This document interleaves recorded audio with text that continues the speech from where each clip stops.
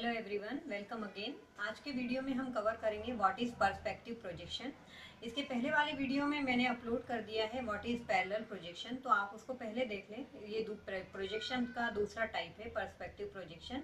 ठीक है, तो इसका कॉन्सेप्ट पहले समझ लेते हैं। जैसा कि पैरेलल प्रोजेक्शन में हमने क्या देखा था, जब हम प्रोजेक्शन कर रहे थे तो हम पैरेलल लाइंस के थ्रू प्रोजेक्ट कर रहे थे ऑब्जेक्ट को। ठीक है, लेकिन यहाँ पे जो हम पर्सपेक्टिव प्रोजेक्शन करते हैं वो हम पैरेलल लाइंस के थ्रू नहीं करते, बल्कि लाइंस जो है वो किसी एक पॉइंट पे कन्वर्ज होती हुई हमें दिखाई देती हैं। तो उस लाइन जो सेंटर ऑफ प्रोजेक्शन जब कन्वर्ज होने के बाद जो जहाँ पे मिलती हैं लाइंस, उसको अपन क्या बोलते हैं, सेंटर ऑफ प्रोजेक्शन। तो सेंटर ऑफ प्रोजेक्शन के थ्रू हमें यहाँ पे क्या है, प्रोजेक्शन लेना है। एक रियल लाइफ एग्जांपल अपन समझ लेते हैं इसका। जैसे कि आपने देखा है कि जो आपका रेल ट्रैक सिस्टम होता है, जब हम उसके पास खड़े होते हैं तो वो एकदम पैरेलल लाइंस हमें दिखती हैं। ठीक है, लेकिन हम दूर से उसको देखते हैं, जैसे हम अपनी आइज को दूर ले जाते हैं तो हमें ये पता चलता है कि ये जो पैरेलल लाइंस है वो आगे चल के एक दूसरे को क्या कर रही है, इंटरसेक्ट कर रही हैं। तो यहीं से कॉन्सेप्ट आया है कि जो हमारा पर्सपेक्टिव प्रोजेक्शन है वो हम क्या करते हैं, जो पैरेलल लाइंस है वो भी आगे चल के इंटरसेक्ट करती हैं। या जो बहुत बड़ी बड़ी बिल्डिंग, ऊंची बिल्डिंग्स होती हैं, 2-3 एक साथ होती हैं, तो हम ऊपर देखेंगे तो वो आपस में मिलती हुई दिखाई देती हैं। तो ये सब कॉन्सेप्ट किसको दर्शाते हैं, अपने पर्सपेक्टिव प्रोजेक्शन को दर्शाते हैं। तो इसका थोड़ा सा अपन डायग्रामेटिकली देख लेते हैं कॉन्सेप्ट को भी। सपोज ये हमारा एक प्लेन है, 2D प्लेन है। हम इसमें एक ऑब्जेक्ट को देखना चाह रहे हैं, तो ये कैसे दिखेगा। अगर हमारा ये पैरेलल प्रोजेक्शन होता तो ये इस तरीके से पैरेलल लाइन के थ्रू इस तरीके से दिख जाता। ओके, लेकिन अभी हम बात कर रहे हैं किसकी, पर्सपेक्टिव प्रोजेक्शन की। पर्सपेक्टिव प्रोजेक्शन में जैसा कि मैंने आपको बताया, ये जो लाइंस होती हैं वो किसी एक पॉइंट पर जाके कन्वर्ज होती हैं। उस पॉइंट को हम क्या बोलते हैं, सेंटर ऑफ प्रोजेक्शन। ठीक है, सेंटर ऑफ प्रोजेक्शन। ओके, ठीक है। तो इन लाइंस के थ्रू हमें जो कन्वर्ज होती हुई दिख रही है किसी एक पॉइंट पर, सीओपी, तो सेंटर ऑफ प्रोजेक्शन के थ्रू हमें प्रोजेक्शन लेना है। तो यहाँ पे ये वाला जो 2D में प्रोजेक्शन होगा इस ऑब्जेक्ट का पर्टिकुलर, ये इस तरीके से होगा। ठीक है, तो यहाँ पे हम एक बात देख रहे हैं, जैसे जो हमने पैरेलल प्रोजेक्शन में जैसा कि देखा था कि यहाँ पे इस तरीके से ये जो पैरेलल लाइंस के थ्रू प्रोजेक्शन हो रहा था, तो यहाँ की जो साइज थी वो यहाँ पे हमें साइज मिल जा रही थी ऑब्जेक्ट की। तो वहाँ पे जो रिलेटिव प्रोपोर्शन था साइज का ऑब्जेक्ट का, वो मेंटेन रह रहा था। लेकिन यहाँ पे हम देख रहे हैं कि जो हमारा ऑब्जेक्ट है उसका जो साइज है वो प्रोजेक्ट होने के बाद थोड़ा सा कम हो गया है। अगर हम इसी लाइंस को, ये जितना ये जो हमारा ऑब्जेक्ट है, इसी लाइंस को थोड़ा और पास बनाएंगे और फिर इसको इसी सेंटर ऑफ प्रोजेक्शन के थ्रू अगर हम देखने की कोशिश करेंगे तो ये हमें थोड़ा सा बड़ा दिखाई देगा। ओके, ठीक है। तो यदि हमारा ऑब्जेक्ट पास हो जाता है तो पर्सपेक्टिव प्रोजेक्शन में उसका साइज जो है वो बड़ा दिखता है, और जब हम दूर से उसको देखते हैं तो उसका साइज जो है वो छोटा दिखता है। ओके, तो अब हम इसको डिराइव कर लेते हैं, कैसे इसके प्रोजेक्शन पॉइंट निकालेंगे। सपोज हम एक ऑब्जेक्ट है P, X, Y और Z। ठीक है, इसको हमारा जो सेंटर ऑफ प्रोजेक्शन है ओरिजिन 0 0 0। ठीक है, इसके अलावा हम इसका पर्सपेक्टिव प्रोजेक्शन देख रहे हैं। ओके, तो यहाँ पे हम देख लेते हैं, ये हमारा व्यू प्लेन है।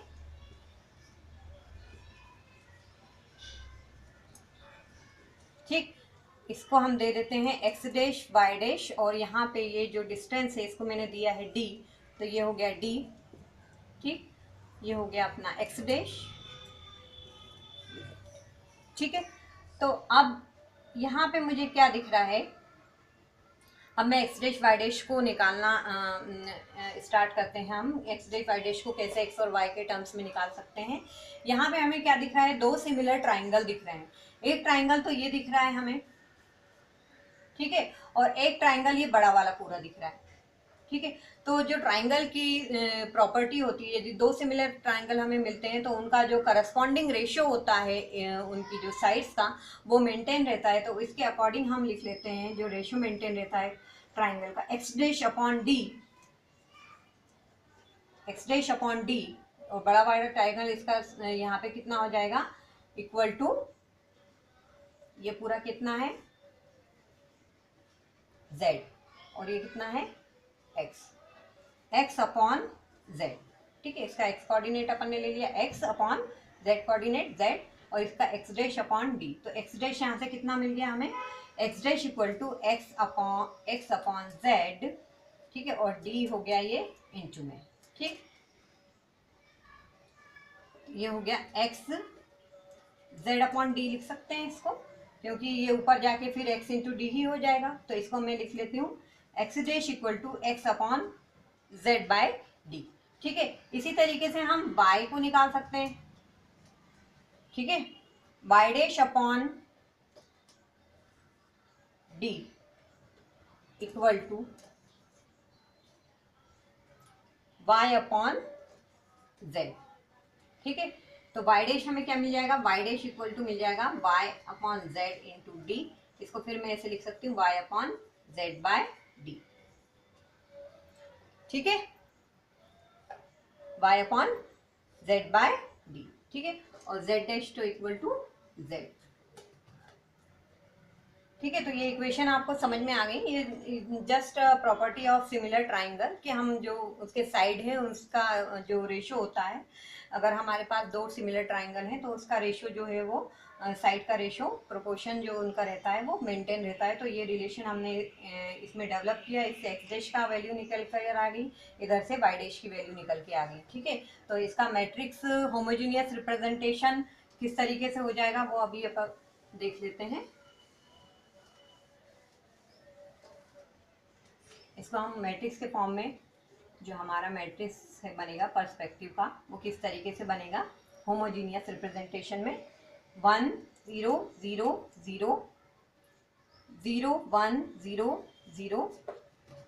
ठीक है, क्योंकि होमोजीनियस ले रहे हैं इसलिए एक जो कोऑर्डिनेट है अपना, या एक जो वेरिएबल हम एक्स्ट्रा लेते हैं, तो इसलिए हम 4x4 का मैट्रिक्स बना रहे हैं यहाँ पे 0 0 1 1 बाय डी।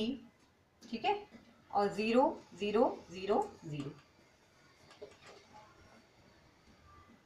ठीक है, तो इससे अब ये इक्वेशंस कैसे आई हैं, ये तो अभी मैंने आपको बताया है कि ये जो हमारा पर्सपेक्टिव प्रोजेक्शन है उसको हम डी के फॉर्म में कैसे लिख सकते हैं, मैट्रिक्स के फॉर्म में। यदि हम इसमें जो हमारा होमोजीनियस कोऑर्डिनेट है, तो होमोजीनियस कोऑर्डिनेट में हम रिप्रेजेंट करने जाएंगे तो हम होमोजीनियस कोऑर्डिनेट का जो एक्स्ट्रा जो वेरिएबल लेंगे, 2D डायमेंशन में हम तीसरा वाला वेरिएबल एक्स्ट्रा लेते हैं, और 3D उसमें ट्रांसफॉर्मेशन में हम एक्स्ट्रा वेरिएबल फोर्थ वाला लेते हैं। तो h जो मैंने वीडियो अपलोड किया होमोजीनियस कोऑर्डिनेट का, वो जरूर देखें, तो आपको ये मेरी बात समझ में आ जाएगी कि मैं किस होमोजीनियस कोऑर्डिनेट की बात कर रही हूँ। तो आप जो h लेंगे उसमें क्या लेंगे वो अभी इसको देखते हुए हम फिर इस कोऑर्डिनेट को डिराइव कर सकते हैं। देखते हैं इसको कैसे कर सकते हैं। ये अभी मैं लिखे रहने देती हूँ। हमारा इक्वेशन यही आना चाहिए, X dash equal to X upon और Y dash equal to Y upon Z by D. ठीक है, यहाँ पे हमारा जो रिप्रेजेंटेशन हो जाएगा वो हो जाएगा X dash Y dash Z dash Z by D. ठीक, इक्वल टू यहाँ पे पुराने कोऑर्डिनेट एक्स वाई जेड और होमोजीनियस का वेरिएबल यहाँ पे ले लेंगे 1। ठीक है, अब इसको मैट्रिक्स मल्टीप्लिकेशन से देख लेते हैं। यहाँ पे क्या आ रहा है, यहाँ पे ये आ जा रहा है 1 इंटू एक्स और बाकी सारी टर्म्स 0, यहाँ पे y और बाकी सारी टर्म्स 0। ठीक है, यहाँ पे क्या आ रहा है 0 इंटू 0 z, बाकी सारी टर्म्स 0। ठीक है, मैट्रिक्स मल्टीप्लिकेशन करते हैं अपन ये पूरी रो से इस पूरे कॉलम के साथ। ठीक है, इस तरीके से इसमें देख लेते हैं 0 into X 0, 0 into Y 0, 1 by D into Z, तो क्या आ जाएगा ये z बाय डी। ठीक है, और 0 इंटू 1 1। ठीक है, तो इस तरीके से हमें ये क्या मिल गया, X dash Y dash Z dash Z by D. ठीक है, तो अब हमने क्या किया है, इसको रिप्रेजेंटेशन जो हमारा होमोजीनियस है उसमें हमें h की वैल्यू क्या मिल रही है यहाँ पे z बाय डी।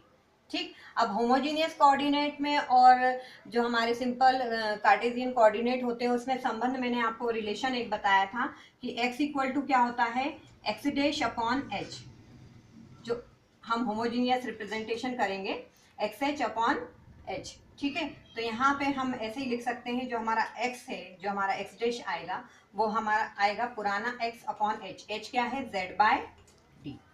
ठीक है, तो ये मिल गया x dash equal to X upon Z by D, x dash equal to X upon Z by D. इसी तरीके से y क्या मिल जाएगा, y dash equal to X H homogeneous, y का होमोजीनियस कोऑर्डिनेट y।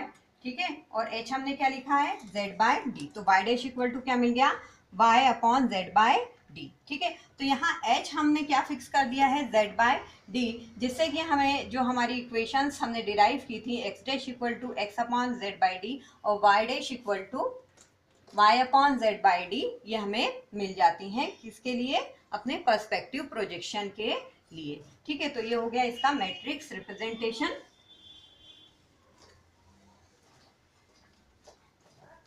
ठीक है, तो आई होप आपको ये सब क्लियर हो गया मैट्रिक्स रिप्रेजेंटेशन। अब इसका थोड़ा सा जो कॉन्सेप्ट है एक वेनिशिंग पॉइंट वाला, वो भी अपन देख लेते हैं कि कैसे पर्सपेक्टिव प्रोजेक्शन में वेनिशिंग पॉइंट क्या होते हैं। वेनिशिंग पॉइंट हमें मिलते हैं, ये जो हमारा कोई ऑब्जेक्ट है, 3D ऑब्जेक्ट,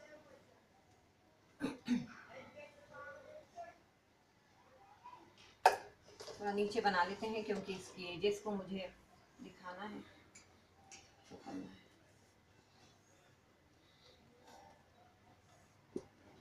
ठीक है, तो ये एजेस से जो लाइंस एक पॉइंट पे कन्वर्ज होती हैं, ठीक, उसको हम क्या बोलते हैं, वेनिशिंग पॉइंट।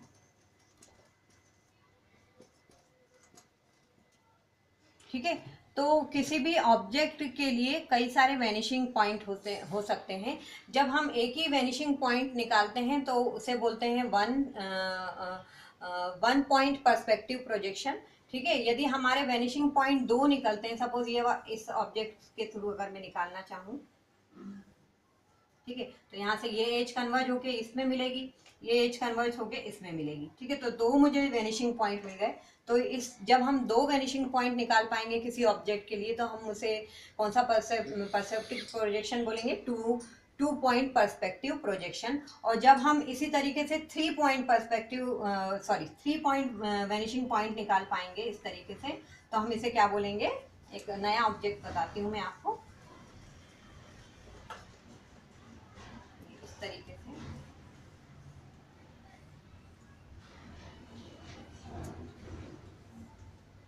ठीक है, यहाँ से ये निकल रहा है, यहाँ से ये निकल रहा है और यहाँ से ये निकल रहा है, तो 1 2 और ये 3, तो इसे क्या बोलेंगे, 3 पॉइंट पर्सपेक्टिव प्रोजेक्शन। ठीक है, तो depending upon the vanishing point, यदि हमें किसी ऑब्जेक्ट से एक ही वेनिशिंग पॉइंट मिलता है तो हम उसे क्या बोलेंगे, 1 पॉइंट पर्सपेक्टिव प्रोजेक्शन। यदि हमें 2 पॉइंट मिलते हैं वेनिशिंग पॉइंट, तो हमें क्या बोलना है, उसे 2 पॉइंट पर्सपेक्टिव प्रोजेक्शन। और यदि हमें 3 पॉइंट का कोई मिलता है, 3 वेनिशिंग पॉइंट का कोई ऑब्जेक्ट मिलता है, तो हम उसे क्या बोलते हैं, 3 पॉइंट पर्सपेक्टिव प्रोजेक्शन। ठीक है, तो इस तरीके से हमने ये देखा कि व्हाट इज़ पर्सपेक्टिव प्रोजेक्शन, ये आपका कंप्लीट होता है। तो प्लीज़ अगर आप मेरा वीडियो पसंद करते हैं तो इसे लाइक ज़रूर करें और अधिक वीडियो देखने के लिए मेरे चैनल को सब्सक्राइब भी करें। Thank you.